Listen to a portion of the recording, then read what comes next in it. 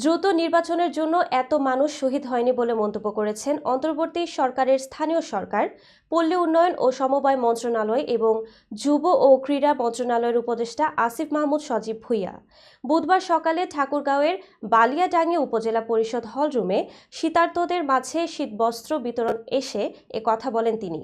উপদেষ্টা আসিফ বলেন, এত দ্রুত নির্বাচনের জন্য এত মানুষ শহীদ হয়নি। দেশের সংস্কার শেষে সরকার নির্বাচনের দিকে যাবে। তিনি বলেন, বিগত দিনে উত্তরবঙ্গের জেলাগুলো অবহেলিত ছিল।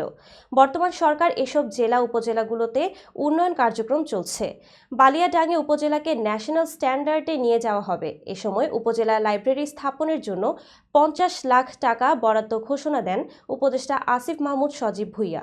গণ অভ্যুত্থানে আহতদের চিকিৎসার বিষয়ে তিনি বলেন, এছাড়া আমরা আহতদের সঙ্গে বসে গল্প করেছি। তাদের চিকিৎসা নিশ্চিতে আমরা কাজ করে যাচ্ছি। দ্রুত সময়ের মধ্যে আমরা তাদের চিকিৎসা নিশ্চিত করব। সরকারি কর্মকর্তারা ঠিকাদারির সঙ্গে জড়িতের বিষয়ে উপদেষ্টা বলেন, দেশের বিভিন্ন জায়গায় সরকারি কর্মকর্তারা ঠিকাদারির সঙ্গে যুক্ত হয়ে যাচ্ছেন। এসব নিয়ে আমরা কাজ করব।